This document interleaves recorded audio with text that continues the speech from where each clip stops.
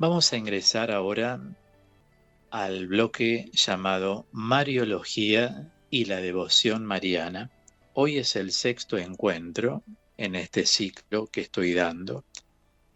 Vamos a recordar que hemos relacionado lo visto en programas anteriores en el Antiguo Testamento con el Concilio Vaticano II, que hace justamente referencia a María en la historia salvífica. Por eso analizamos el punto 55 del Lumen Gentium del Vaticano II y también me referí a Dei Verbum, que es la constitución dogmática donde la Iglesia pone de manifiesto la importancia de conocer la palabra de Dios de la mano y las enseñanzas del magisterio y de la tradición apostólica. Por eso me referí puntualmente a Dei Verbum, punto número 12.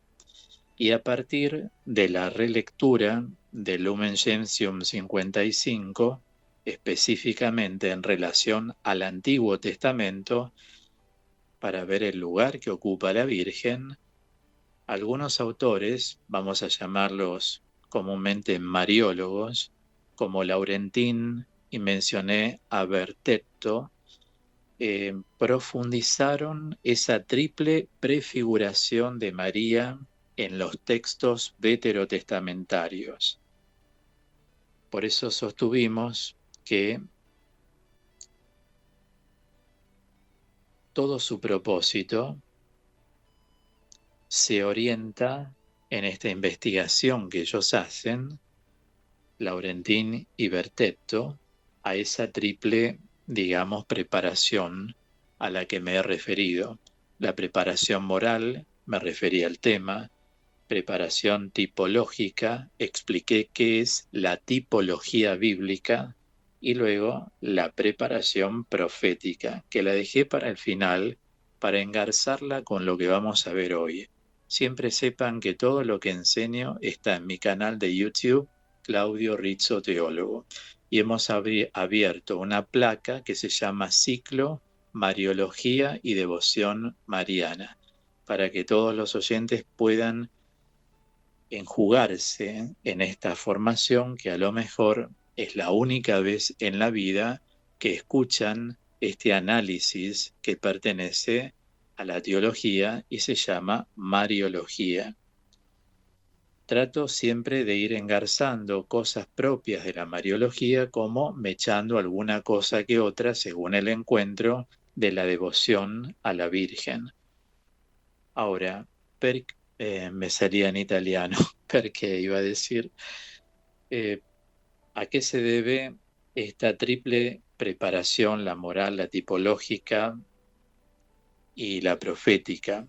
Y yo les decía, me quedo para poder engarzar lo que voy a dar hoy con la preparación profética, porque como ustedes saben, la plenitud de sentido entre el Antiguo y el Nuevo Testamento se realiza en la Virgen María. Los textos que conciernen más formalmente, dijimos, a la madre del futuro Mesías, ¿recuerdan cuáles son? Los repasamos. Génesis 3:15 como descendencia de Eva, Isaías 7:14, la Virgen que da a luz siendo virgen, y el profeta Miqueas 5:2-3, la parturienta que gime. Ciertamente la profundización de todo esto lo vamos a ir haciendo y nos vamos a ir acercando a los primeros testimonios sobre la Virgen María. En San Pablo hay versículos interesantes para la evaluación de lo que estamos diciendo de la Virgen María en el Nuevo Testamento. Estos versículos tienen que ver con sus escritos. ¿Dónde los podemos encontrar? la relación que toca a María con el nacimiento de Jesús, les voy a dar estas citas bíblicas. Gálatas 1:19,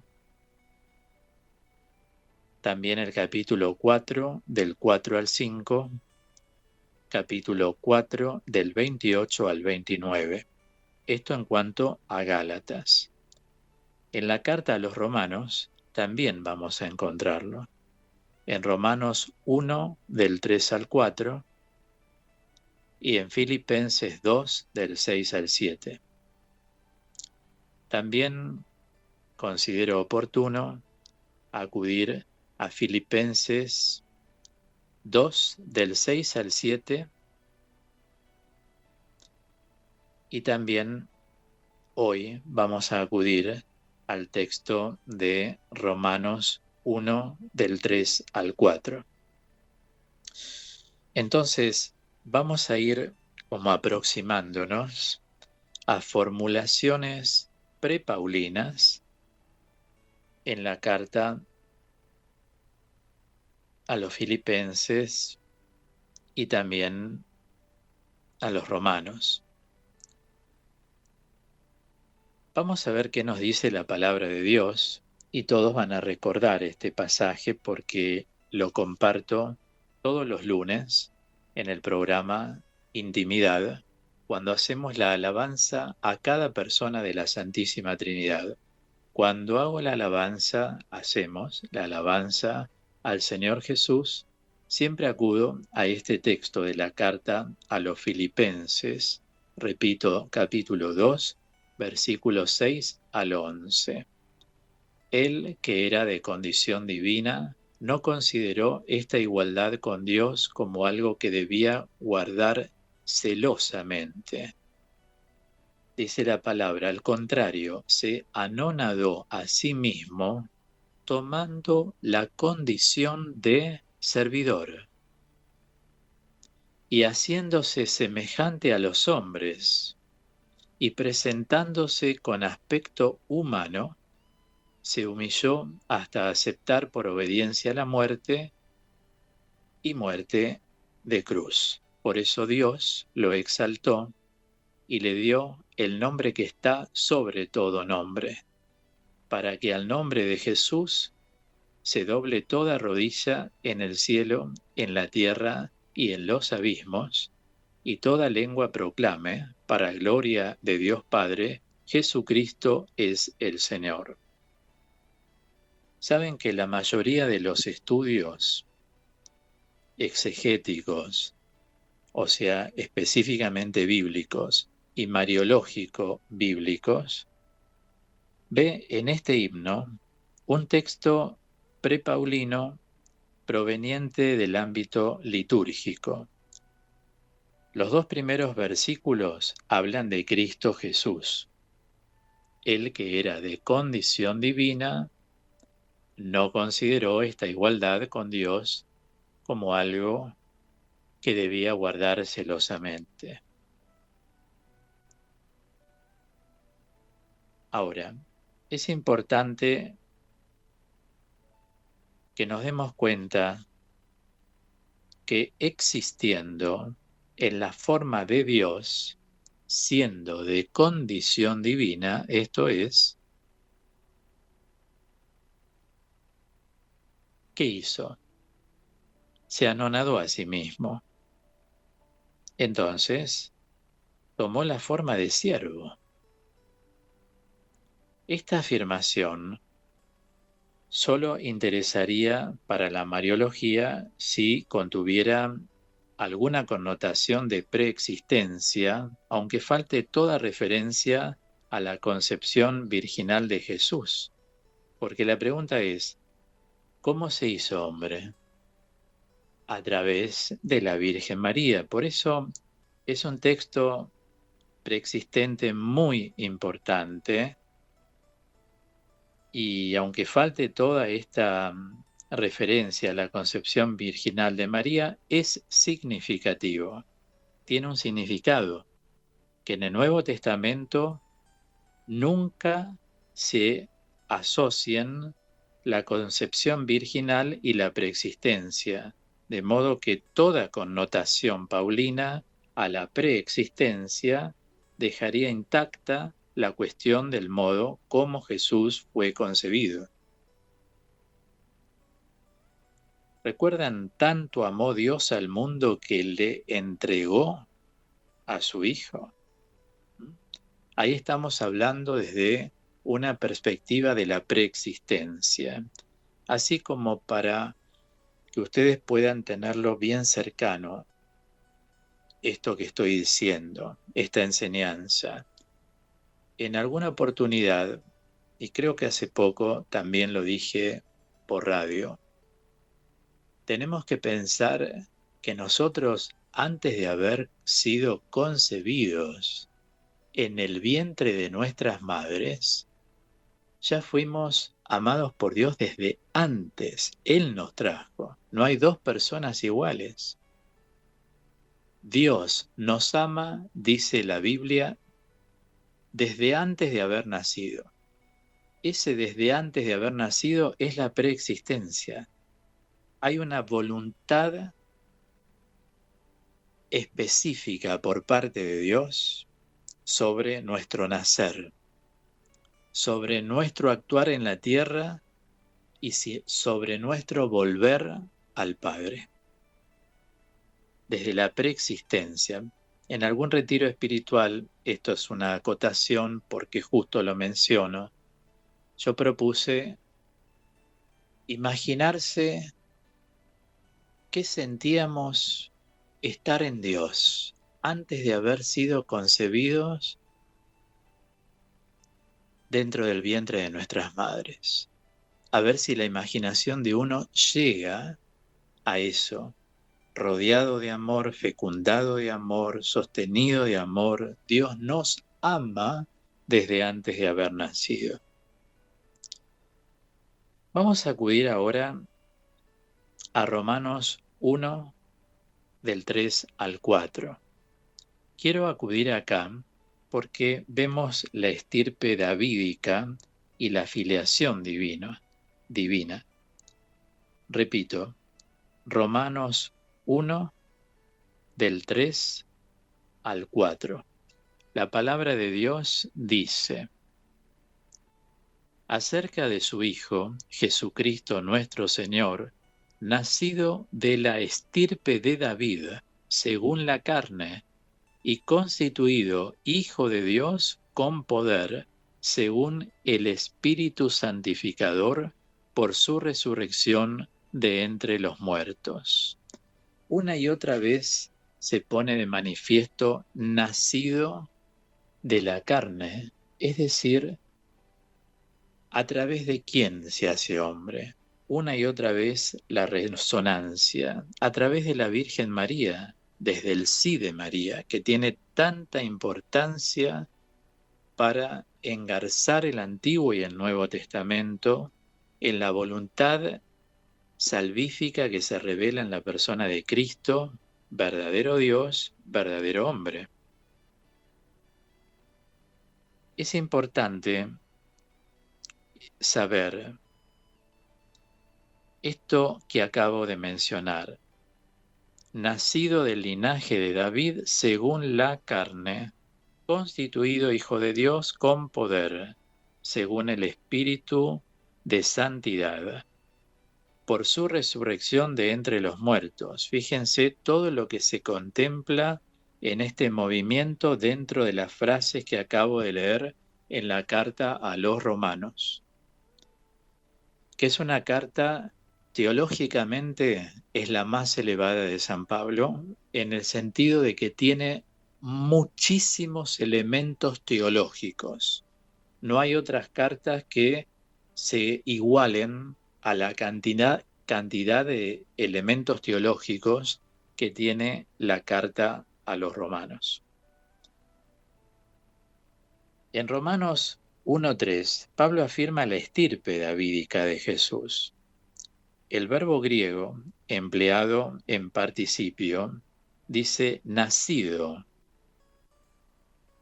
engendrado, y se repite en Gálatas 4:4, Y algo semejante sugiere la carta a los Filipenses 2:7. Y a través de estos textos vemos cómo podemos apreciar la percepción, digamos, de que Jesús ha sido concebido virginalmente.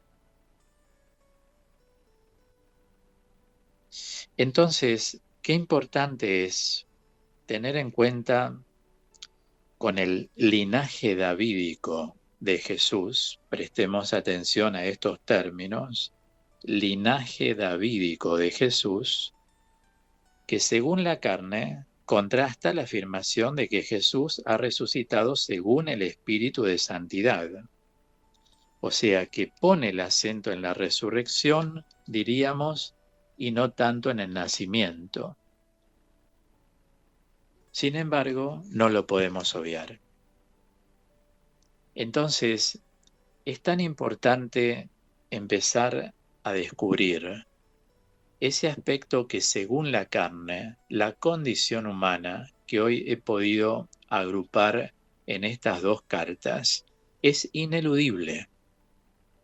No hay alianza, no hay sacrificio redentor de cuerpo y sangre si no está María en el medio, que le ha dado sus genes al Señor. Vamos a ir ahora a una carta donde ya se empieza a agudizar algo, recién acabo de mencionarla, los Gálatas, porque vemos la importancia que tiene Mariana esta carta a los Gálatas. Voy a acudir al texto de Gálatas 4, del 4 al 5.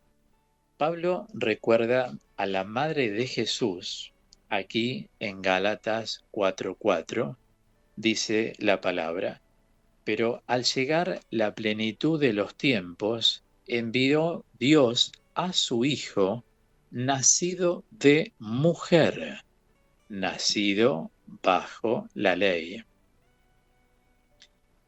Este es el primer testimonio mariano del Nuevo Testamento y destaca la maternidad de María como mujer mediadora de la encarnación del Hijo de Dios.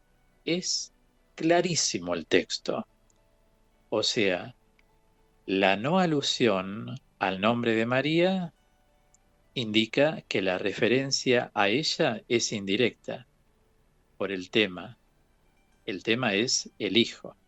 María es aludida debido a su función maternal. Función maternal.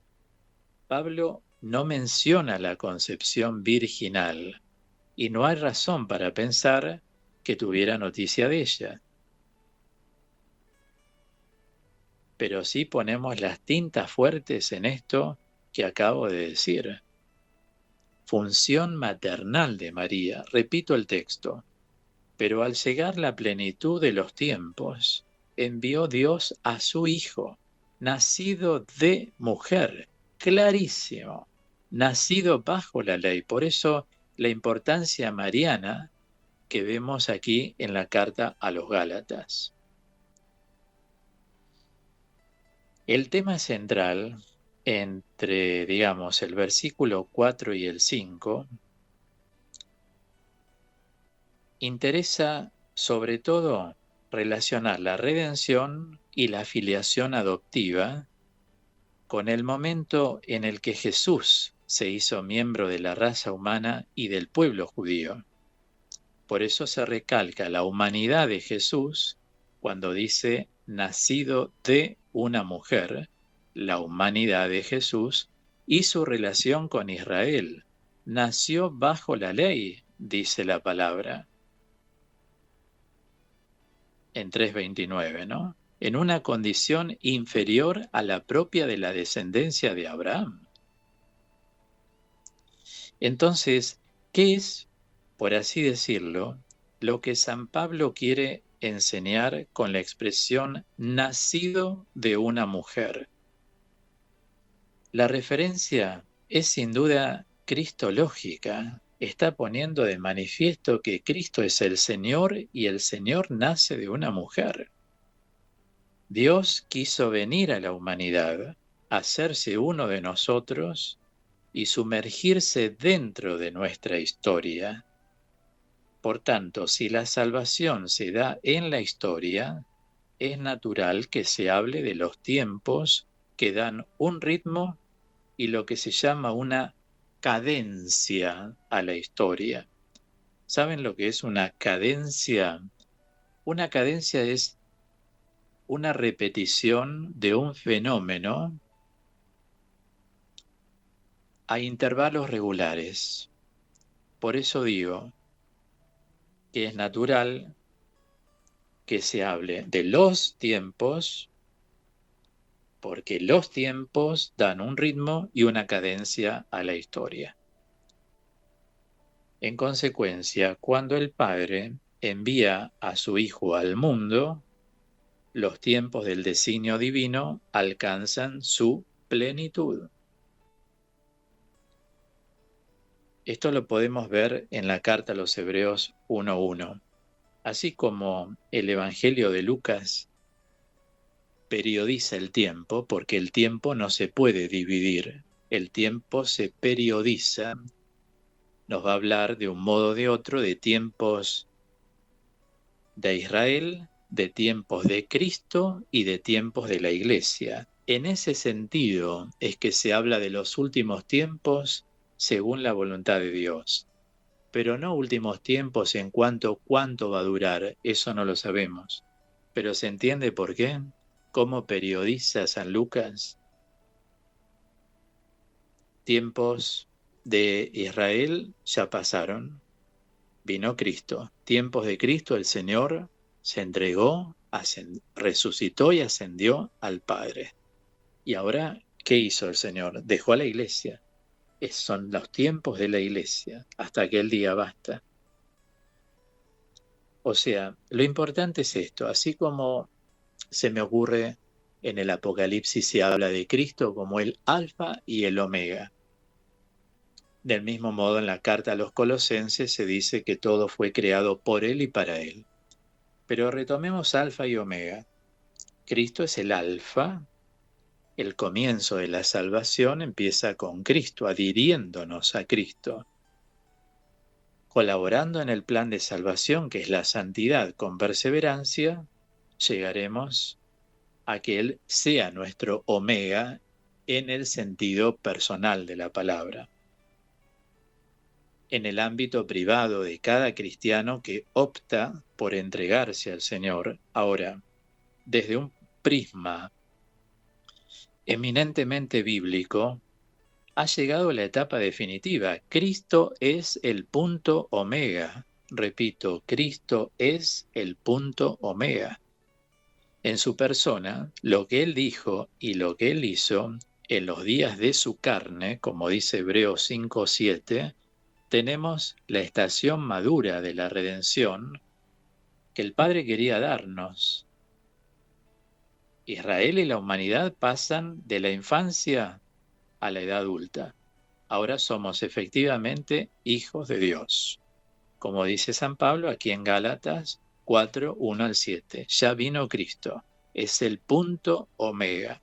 No hay que esperar a nadie más. Él es el único Señor. Es el Mesías. Rey de reyes, Señor de señores. Exactamente en esta cima del plan redentor es donde se coloca María a través de su ministerio maternal.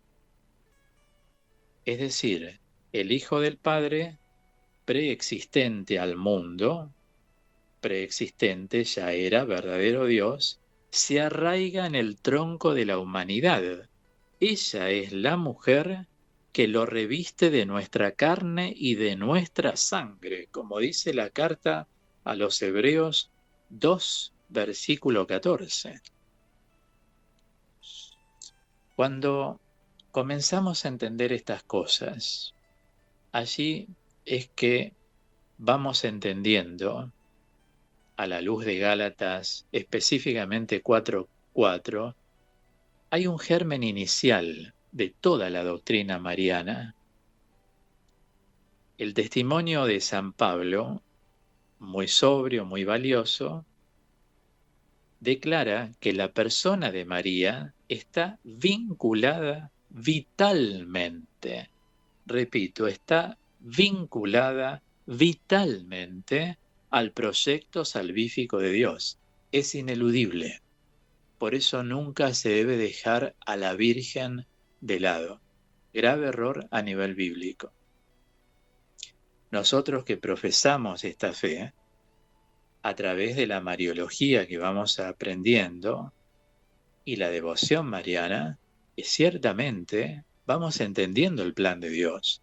Por eso mariología no es simplemente una charla. Mariología es una parte de la teología que como ciencia divina investiga en todas sus fuentes, primordialmente en la palabra, para fundamentar los contenidos de la fe que profesamos.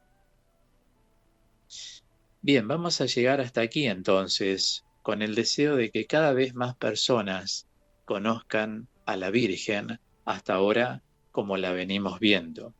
Ya vamos a entrar en los evangelios, va a parecer todo bastante más familiar, pero me parecieron que estos 6 programas hasta el momento han sido muy sustanciosos.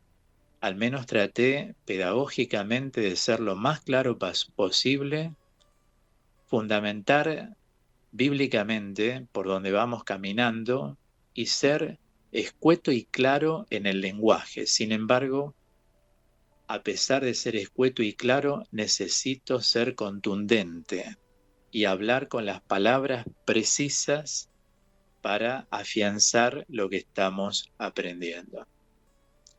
Siempre sepan que todo queda grabado en mi canal de YouTube, Claudio Rizzo Teólogo.